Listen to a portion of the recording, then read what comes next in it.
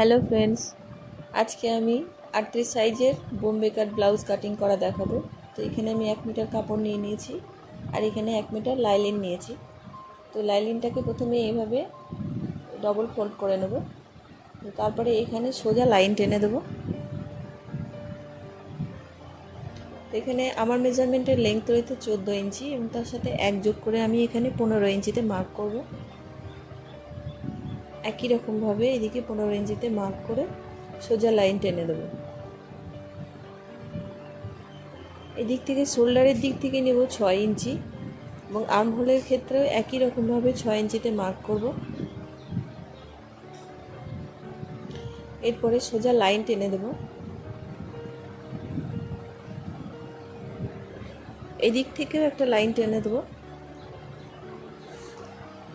এখানে 1.5 ইঞ্চি।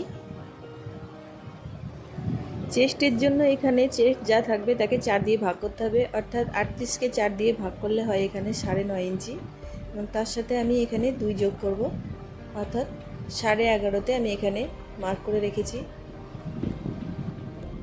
আর এখানে আমি এইভাবে আর্মহোলের শেপ দিয়ে নেব।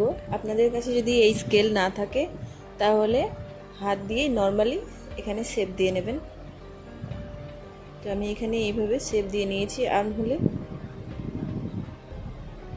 প্রথমে ব্যাক পার্ট কাটিং করতে হয়, তো এখানে আমি ব্যাক পার্ট রেডি করছি এটা। এরপরে কোমরের জন্য একই রকমভাবে কোমরের যা মাপ থাকবে তাকে 4 দিয়ে ভাগ করতে হবে এবং তারপরে এখানে 1 ইঞ্চি নিতে হবে টেকিংয়ের জন্য আর 2 ইঞ্চি নিতে হবে এখানে সেলাই মার্জিনের জন্য। তো আমি এইভাবে মার্ক করে রেখেছি। এরপরে কাটিংয়ের জন্য রেডি হয়ে গেছে পেছন পার্ট। এইভাবে কাটিং করে নেব।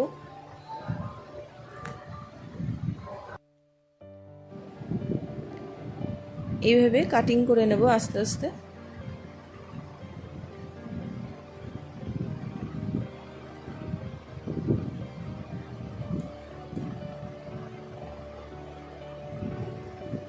আমি ব্যাক পার্টটি কাটিং করে নিয়েছি। এরপরে ব্যাক পার্টের নেক ডিজাইন করব। তো এখানে আমি 2.5 ইঞ্চিতে মার্ক করেছি, ফিতে দেব সেই জন্য। আর যদি ফিতে না থাকতো তাহলে এখানে 2 ইঞ্চিতে। নেক লেংথ মেজারমেন্ট অনুযায়ী নিতে হবে। এখানে আমি নেক লেংথ নিয়েছি, এইভাবে চৌকো করে নেব। আমি এখানে শুধুমাত্র রাউন্ড করেছি, রাউন্ড শেপ দিয়ে নিয়েছি। তো এইভাবে স্কেল দিয়ে বসিয়ে নিয়েছি। এরপরে কাটিং করে নেব।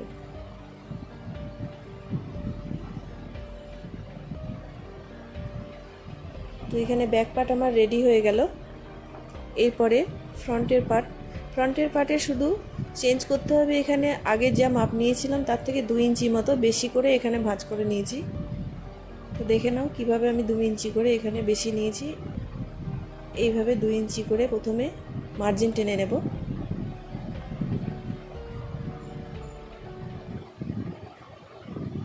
এইভাবে সামনের দিকে যেখানে ফোল্ডেড সাইড থাকবে ফোল্ডেড সাইডে এইভাবে 2 ইঞ্চি করে মার্ক করে নেব। তারপরে এখানে পেছন পার্টকে বসিয়ে নেব।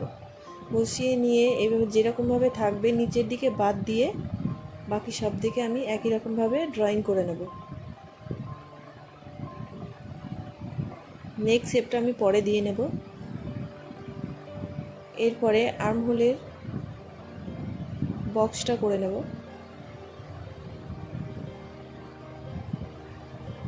এখানে একই রকমভাবে 2.5 ইঞ্চিতে মার্ক করব আর এখানে 7 ইঞ্চিতে আমি নেক লেন্থ নিয়েছি। এইভাবে বক্স করে নিয়ে একই রকমভাবে রাউন্ড শেপ দিয়ে নেব। তো আমি এখানে এই স্কেল দিয়ে রাউন্ড শেপ দিয়েছি।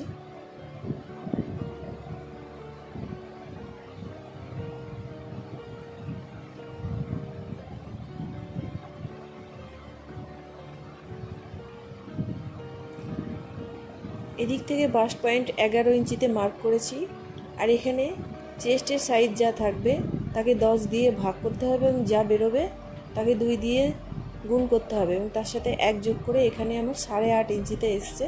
আমি 8.5 ইঞ্চিতে এখানে মার্ক করেছি। আর এইদিকে নেক ডিজাইনের পাশে এখানে আমি 1/2 ইঞ্চি এক্সট্রা নিয়েছি আর আর্মহোলের এখানে আমি 3 ইঞ্চিতে মার্ক করে এইভাবে শেপ দিয়ে নিয়েছি।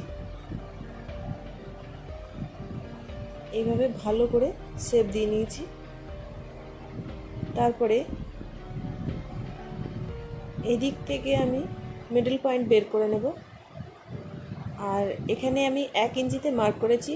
আর বাস্ট সাইজ যদি একটু ভারী হয় তাহলে এখানে 1 ইঞ্চি 2 সুত মতো মার্ক করতে হবে। তো এখানে আমি 1 ইঞ্চিতে 2 সাইডে মার্ক করেছি। আর ওপরের দিক থেকে এইভাবে সোজা লাইন টেনে দেবো। 2 সাইডে একই মাপ নিতে হবে। আর এইভাবে আমি একটা রাউন্ড শেপ দিয়ে নেব, তাহলে চৌকো কোনা কোনা যে ভাবটা আসে সে কোনা কোনা ভাব আসবে না। এরপরে এখানে আমি 4 ইঞ্চিতে মার্ক করেছি নিচের কটরির জন্য। একই রকমভাবে 8.5 ইঞ্চিতে মার্ক করে মিডল পয়েন্টটা বের করে নেব।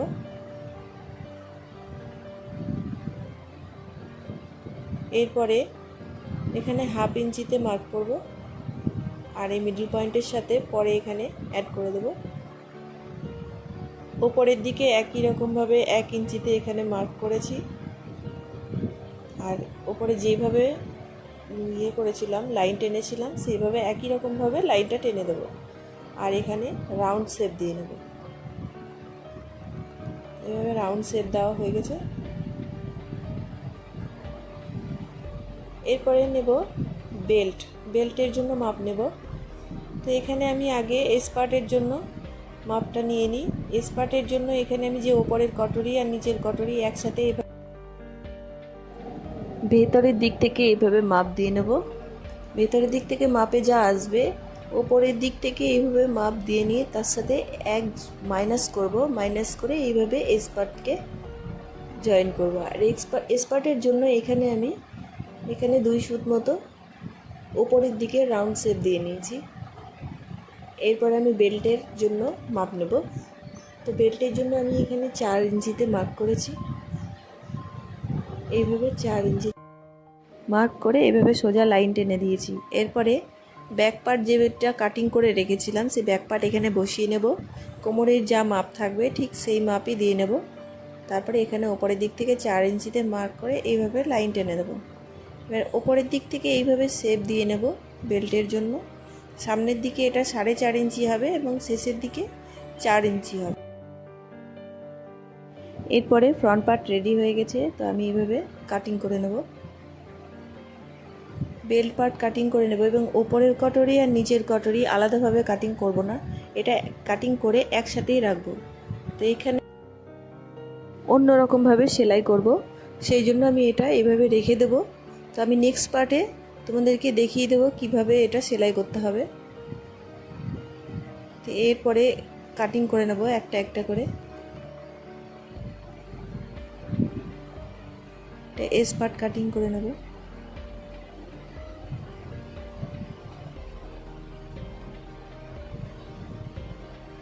এস পার্ট এভাবে কাটিং করে নেব। তো বন্ধুরা যারা আমার চ্যানেলে নতুন এবং সাবস্ক্রাইব করনি তারা সবাই সাবস্ক্রাইব করে নাও এবং ভিডিওটি কেমন লাগলো লাইক কমেন্ট অবশ্যই করে জানাও ভিডিওটি কেমন লেগেছে। শেয়ার করতে ভুলো না। তো এইরকম ভিডিও দেখতে হলে সাবস্ক্রাইব করে অবশ্যই যুক্ত থাকো। এরকম আরও নতুন নতুন আমি ভিডিও তোমাদের সামনে নিয়ে আসব।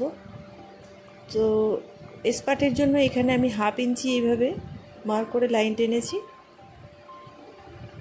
সামনের পার্টের জন্য সবসময় 1/2 ইঞ্চি কম থাকে, তো সেটা আমি এইভাবে কাটিং করে নেব। নতুনদের যদি কোনো সমস্যা হয় বুঝতে তাহলে আমাকে কমেন্ট করে জানিও, আমি তোমাদের আরও সহজভাবে বোঝানোর চেষ্টা করব। এরপরে হাতা কাটিং করব, তার জন্য আমি এখানে হাতার কাপড় কেটে নিয়েছি। তো এটা লেংথের দিক থেকে 10 ইঞ্চি, আমি এখানে 1 ইঞ্চি এক্সট্রা করে 11 ইঞ্চিতে মার্ক করে কেটে নিয়েছি। এরপরে পেছন পার্টের হাতার আর্মহোলে যা থাকবে সেই মাপটা এখানে বসিয়ে দেব। আর এদিক থেকে আমি 3 ইঞ্চি করে মার্ক করে এখানে লম্বা লাইন টেনে রেখেছি। তো এখানে 1.5 ইঞ্চি আসছে।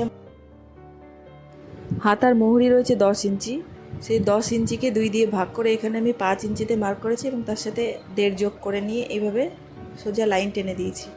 ওপরের দিক থেকে 2.5 ইঞ্চি আর এই দিকে 8.5 ইঞ্চিতে যেভাবে মার্ক করেছিলাম এই দুটি লাইনকে শেপ দিয়ে এইভাবে বসিয়ে নেব। তো এটা দুটো হাতা কাটিং করছি একসাথে, এইভাবে কাটিং করে নেব।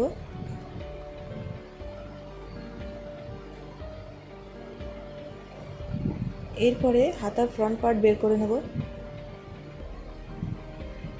এইভাবে হাতাটিকে পুরোপুরি খুলে নেব। এবার সামনের দিকে 1/2 ইঞ্চিতে এখানে মার্ক করে শেপ দিয়ে নেব।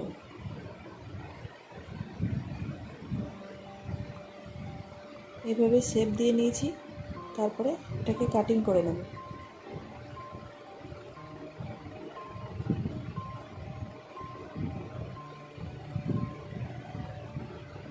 হাতা কাটিং করা হয়ে গেছে, পুরো ব্লাউজই কাটিং করা হয়ে গেছে। এরপরে মেন ফ্যাব্রিকের সাথে এটি বসিয়ে নিয়ে কাটিং করে নেব। তো নতুনদের যাদের সমস্যা হবে তারা এখানে আপ ডাউন লিখে রাখতে পারো, না হলে এখানে সেলাইয়ের সময় সমস্যা হয়ে যায়।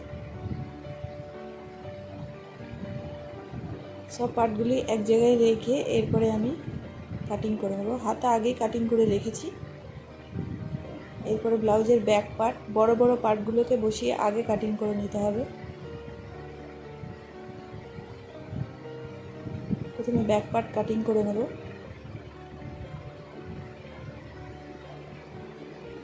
আমি এইভাবে একবারে বসিয়ে কাটিং করে নিয়েছি। তোমরা চাইলে এখানে পিন দিয়ে সেট করে নিতে পারো, না হলে এইভাবে সমস্যা হবে, কাপড় সরে সরে যেতে পারে।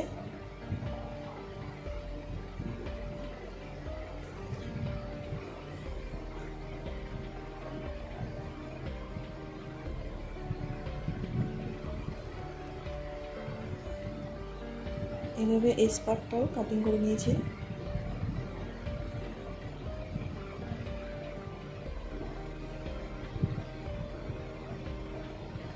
কাটিং কমপ্লিট হয়ে গেছে, কিন্তু হাতার এখানে কিছুটা কাপড় কম পড়েছে। তো আমি এখানে যে কাপড়ের বাড়তি টুকরোগুলো আছে এখানে অ্যাটাচ করে দেবো। আমি পরের পার্টে দেখিয়ে দেবো।